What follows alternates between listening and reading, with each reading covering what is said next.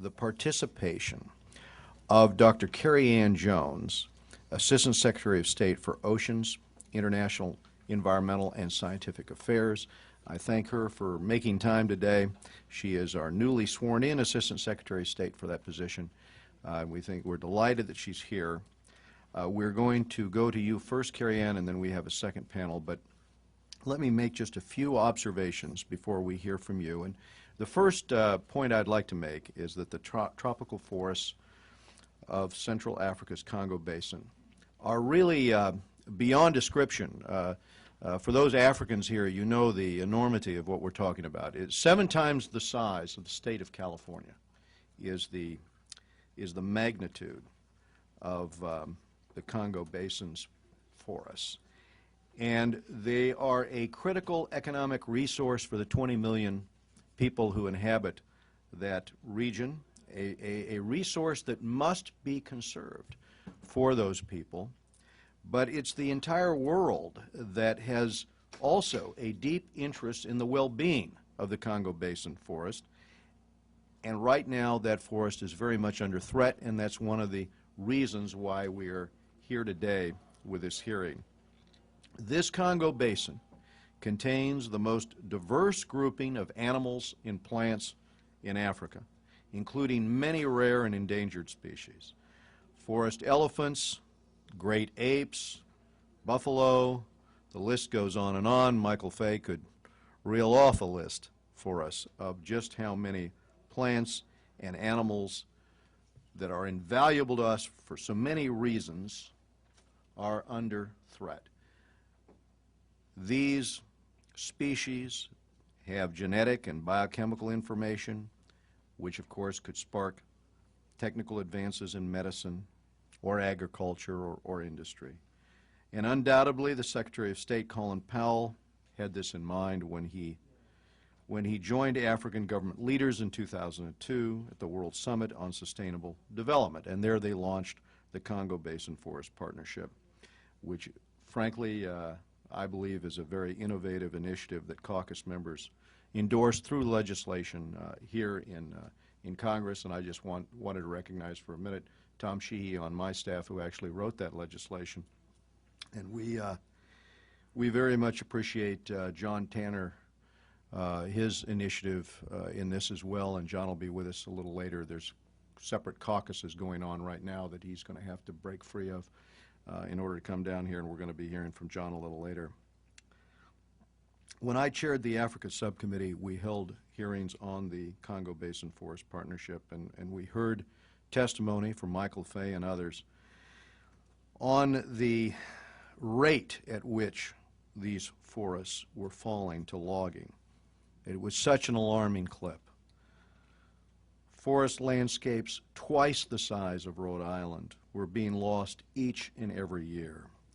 The Congo Basin Forest Partnership put into place an international framework to reverse that trend. Signature countries set aside large swaths of land to be protected from harmful activities. Gabon, of course, was a leader in this as well, setting aside 10% of its land in the form of 13 national parks.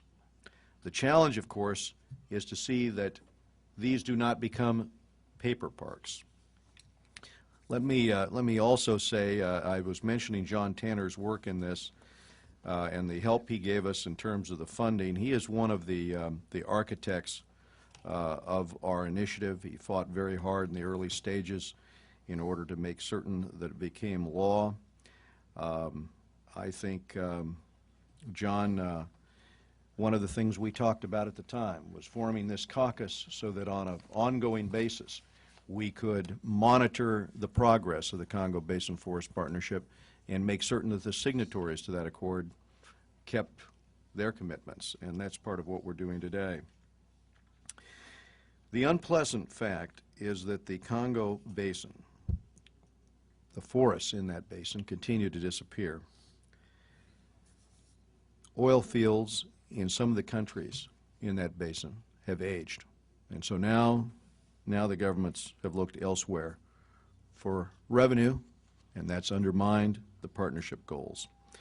In Gabon, the Chinese state-run oil company, Sinopec, has been prospecting for new oil reserves in a nature reserve.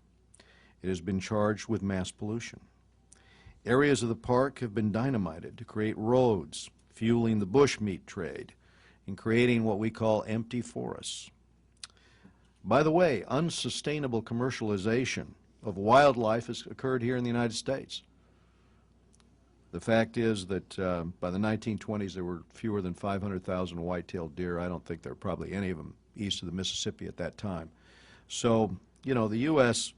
has had experience with the difficulty in the past of maintaining its parks, and frankly, much of the wildlife in the Congo Basin cannot reproduce quickly enough to survive the hunting pressure.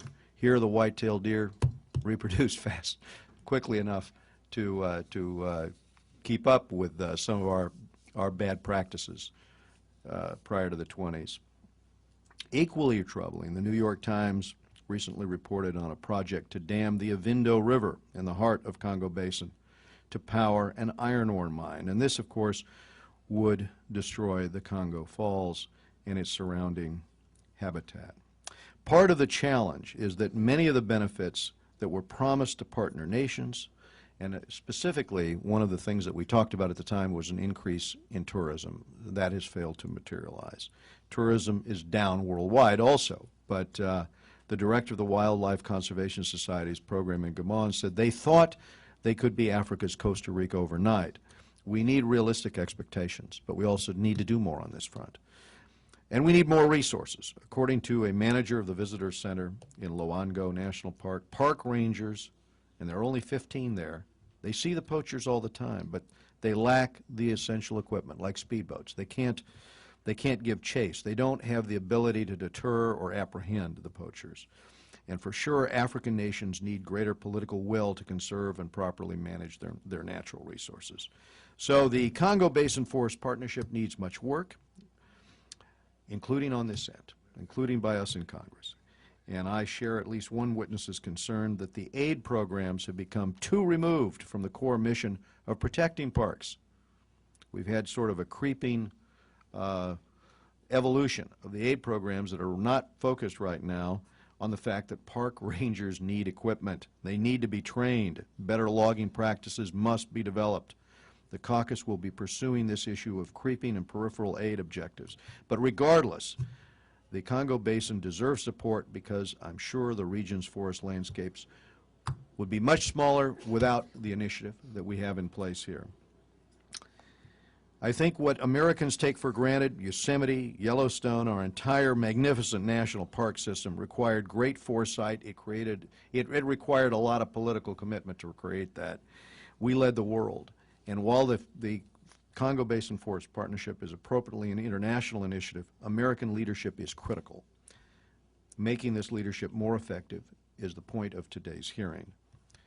And those would be the observations I would make, John, at this point, and I don't know if you wanted to add some comments. Well, here we go. Thank you, Ed. That was very comprehensive. I've been advised we have 4 witnesses that have far more to provide than I might, and to forego my opening statement, I agree with Ed, and I thank you for your work in this regard as well. There are a couple of things I wish that I could ask our witnesses to touch on today, if I might, and that is, how does the Congo Basin Reform Initiative fit in with our foreign assistance, with the global scheme of our foreign assistance reform equation, and what role may you see it playing in the regional security and stability equation, because that, I think, has as much to do with what we're able to do, maybe, as anything else. So with that, Mr. Chairman, thank you. Thank you. John, we'll go to Dr. Kerri Ann Jones, and Dr. Jones was sworn into her current post just in August. Previously, she served as the director of the experimental program to stimulate competitive research for the state of Maine, as Associate Director for National Security and International Affairs at the White House. of Office of Science and Technology Policy, and she worked in management and technical positions with the U.S. Agency of International Development. Dr. Jones obtained her Ph.D. from the Department of Molecular Biophysics and Biochemistry at Yale. Thanks again for being here, Dr. Jones, and we look forward, Secretary, to your to working with you over the years ahead. Congressman Royce and Congressman Tanner, it is truly my pleasure to be here today to share the State Department views on the Congo Basin Forest Partnership. As President Obama observed during his trip to Africa in July, the true sign of success is simply not whether we provide assistance, but is this not on? There we go. Okay. Thank you. Technical assistance, thank you very much. It's simply, our President's point was simply that it's not providing assistance, but it's whether we are partners in building Africa's capacity for transformational change. Today, as Undersecretary Otero emphasized earlier at the Congo Basin Forest Partnership Roundtable, that wise management of the ecosystem by the people of Africa is important to the region's very survival. Partners around the world, including the United States, strongly support this effort. As you well know, the Congo Basin forest is a critical ecosystem and the backbone of Africa's biodiversity. The forest and its wildlife play a major role in the lives, economies, and the health of Africans. We also know Central Africa is a region of great complexity with serious economic and security challenges. By some estimates, as many as 5 million people have died as a result of conflict in the DRC over the past decade. Countless others have been displaced. Despite these challenges, Central Africa is also a region of great promise and hope. It is rich in minerals, timber, and other natural resources. But perhaps its greatest asset is the Central Africans themselves, with whom the United States is committed to realize their conservation goals. To do so, the United States and other partners launched the Congo Basin Forest Partnership in 2002 to help the people of Central Africa to conserve their forests, improve community management and local governance, develop livelihoods and economies, fight illegal logging, strengthen national institutions, and promote trust and cooperation across borders. Since then, the United States has forged a powerful diplomatic and programmatic presence in the Congo Basin through a strong U.S. government partnership that includes USAID's Central African Regional Program for the Environment, CARPE, in Kinshasa, the Department of State, the Department of Interior, the Department of Agriculture, the U.S. Fish and Wildlife Service, the Forest Service, and NASA. Congress's sustained support for the partnership has been absolutely essential to our efforts on the ground. In working with the Congo Basin countries, the United States recognizes 3 core principles. First, the wise management of the Congo Basin ecosystem is essential for the well-being of the people of the region and the stability of their nations. Second, the Congo Basin forest is essential for the global environment as a major carbon sink, as a watershed for one of the world's largest river basins, and as a reservoir of some of the world's greatest biodiversity.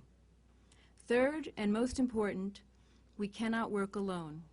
This ecosystem's future can only be secured through the concerted, collaborative efforts of partners in Africa and around the world.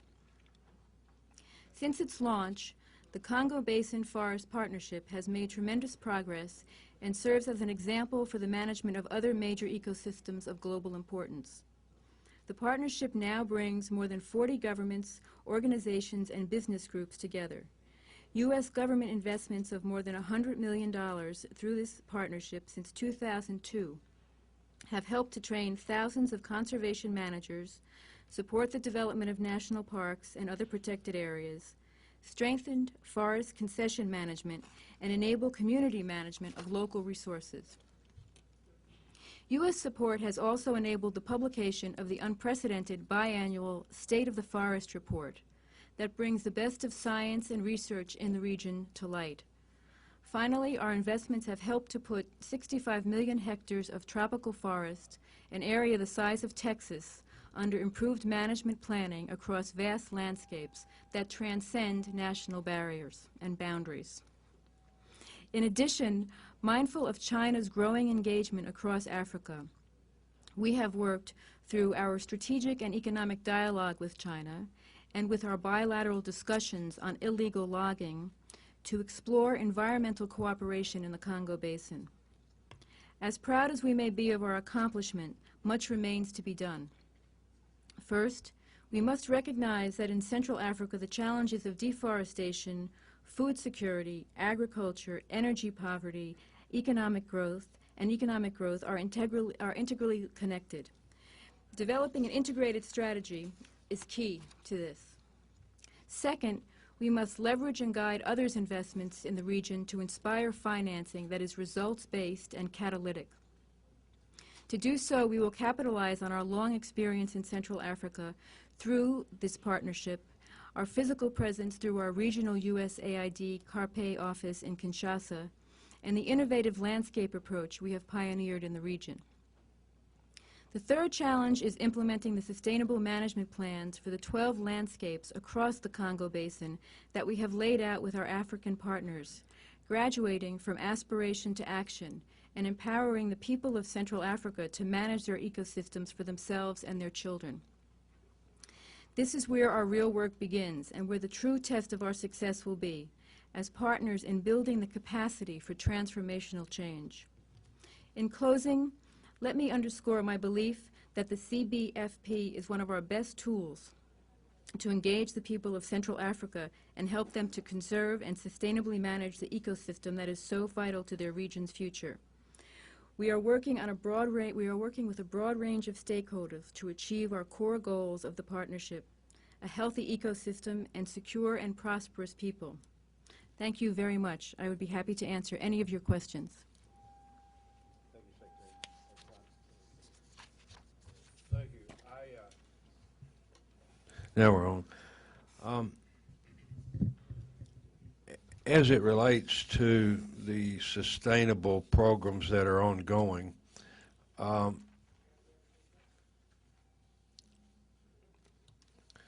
do we address the regional instability?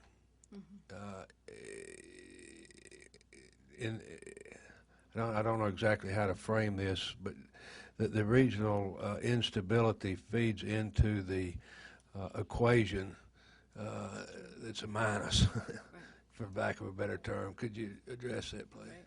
Well, I think that's a very important question, and it's difficult for this partnership to solve the very complex regional problems that result in conflict in many ways ongoing in different places in the region. However, I think it's a very important tool for providing space for potential nations involved in conflict to work together. So it's really working at the grassroots level where communities are able to interact with their governments, which is a very positive action, and it gives a way where people can work across borders, which I think helps to diffuse conflict. But I think this is an ongoing challenge for the program. I think it does contribute to some of the solutions, but I don't think it can be the only answer.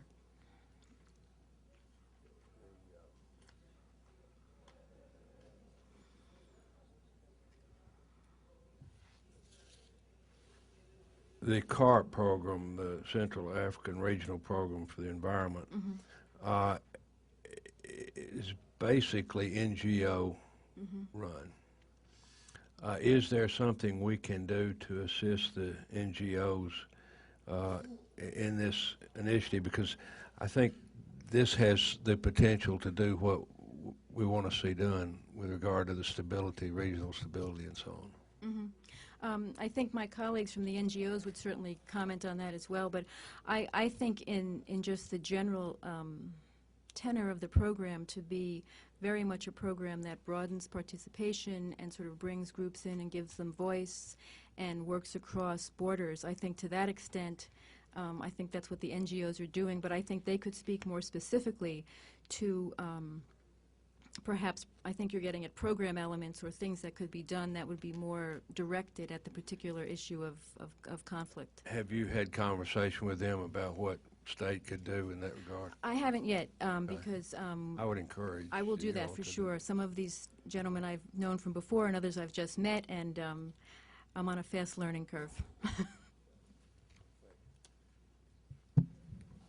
Yes, Secretary, I was going to just share with you a piece from the New York Times here, and this goes to the issue of what role China is playing in the region, and also how environmentally sensitive or insensitive Chinese companies might be. And I'll just read you from the New York Times here. In forests as old as the last ice age, an iron ore mining venture is threatening to destroy a huge waterfall known as Kangu Falls by damming the Avindo River to power a mine and its railway. Sinopec, the Chinese state oil company, turned up in Luangou National Park, which is a lush coastal preserve where elephants wander the beach. Armed with a government letter, the company began seismic testing in the park, setting off loud blasts in its search for oil deposits. And it provided little food for its workers, who hunted the rare wildlife, according to local park officials. Even though French engineers in the 1960s had concluded that they could generate as much power at a lower cost and with less damage by building at rapids outside the park, the Chinese workers plowed a road through the jungle, leaving a wide red gash that opened this once impenetrable forest to poachers. Now, this really touches on exactly the type of situation we're increasingly confronting. You know, in this case, in exchange for the mine's entire iron ore output, Chinese investors would build a 300-mile railroad, hydropower stations, and Deepwater Harbor to help develop the mine. On the face of it, is not something that I think would help the region, but it certainly would destroy this national park. So could I maybe ask about our interaction with the Chinese government on this and with the Gabonese government? Certainly.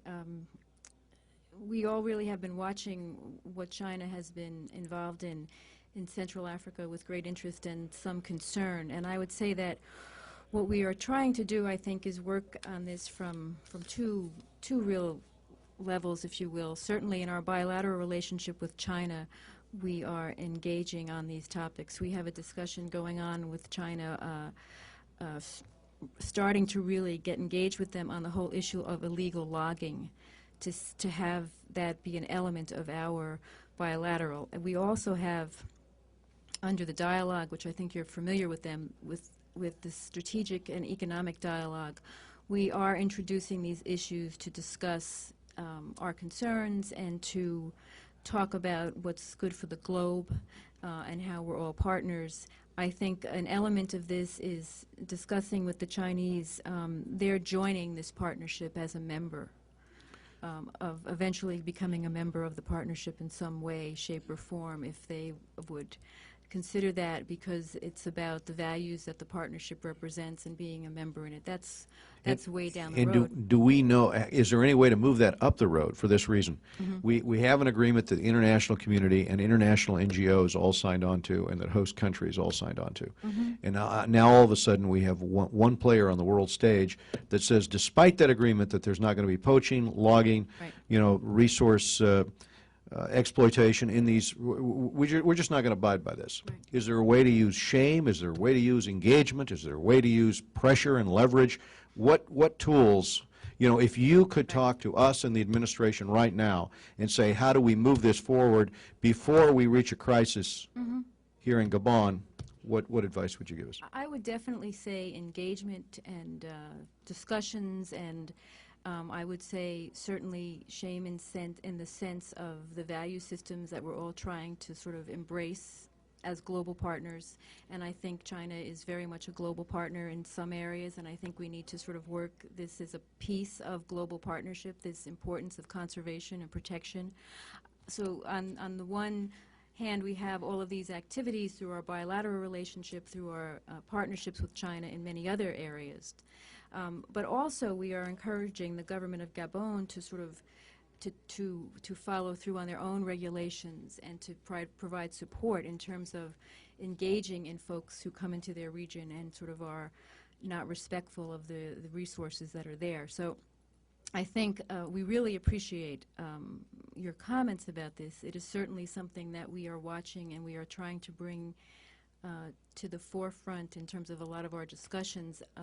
And I think the facilitator, if I've said that correctly, of the whole partnership has also been working with the Chinese in terms of joining the partnership.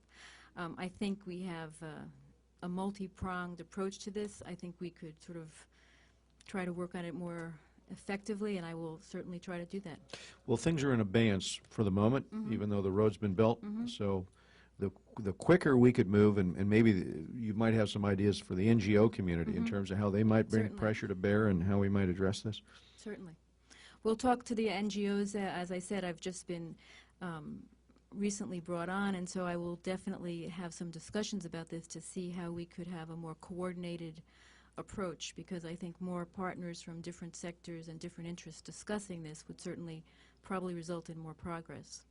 Now, another question I was going to ask you, and this goes to a point that Michael Fay has been making that you might be familiar with, but Dr. Fay's concern is that the funding is going to programs, but it's not going, you know, they might be important, but they're not Congo Basin Forest Partnership programs. You know, at the end of the day, in his words, they're not directly and inextricably linked to the conservation of the natural resource base. So how do we funnel more of the funding that we put into these funds to make certain that, you know, that the speedboats are there, that the training is there, that those 15 you know, park rangers really have what they need on the ground? How might we do that? Well, I think there's a couple of answers to your question. I think, first of all, I would need to talk to Michael Fay a bit and get all the details about which programs, because that's something I need to understand. I say with pride, I'm an old USAID hand, and so I think getting to know program details always helps you to understand exactly what's happening, and so I will certainly look into that. I also think that some of this is that the magnitude of the problem that we're trying to address with this partnership is enormous, important, but also very enormous, and so funding is always an issue. And I think, you know... Is there ways maybe that also the NGO community could intersect here and assist? I mean, part of the concept, I guess, is that we've got to get the funding in to protect those resources, and then another thing we need to do is some amount of sustainable development work in terms of tourism, because that's what we hear most often from countries in the Congo Basin. What could the U.S. do? What could the international community do to help move that along? Give us a few quick thoughts, if you could, on what we might be able to do to encourage tourism to the Congo Basin. Right. Well, I think first of all, again, I need to sort of dig more into the details here and understand all the moving parts of the program. I also think that some of the community-based activities and having community ownership is a very important part of the whole program in terms of its success. I think at the State Department, what I would like to do is sort of have a long discussion with the NGOs and talk about what we could do in terms of tourism and getting folks there. I think there's some difficulty getting to the region sometimes. I think there are issues that are beyond sort of just the area itself, but how do you get there? I think talking more broadly about how other models of ecosystems have been turned into tourist areas. I think we should sort of bring that into the discussions of the program. I think we need to find some good models to try to see what's happened for difficult to reach areas in terms of stimulating ecotourism. And so I think that's one of the things that the state would be happy to have a discussion with the NGOs about. Well, Dr. Kerri Ann Jones, I know you were just sworn in last month. Yes, So that's true. you're ramping up on a lot of things. But I know Dr. Michael Fay is anxious to have those discussions with you and many others Certainly. in the NGO community. And I'm going to, John, did you have any other questions? No, I just want to thank you, and we look forward to working with you. It's an exciting challenge, an exciting time. The room is full, as you can see, so there's no shortage of interest. Oh, So, I know. Let me just make one other comment. I want you to know, in drafting my written testimony for my confirmation hearing, this was the program I picked out as a model program, because having just read the background papers on it, to bring together this many countries in this important a region with this many government agencies, I thought, this has to work. So this is very important to me. Thank you.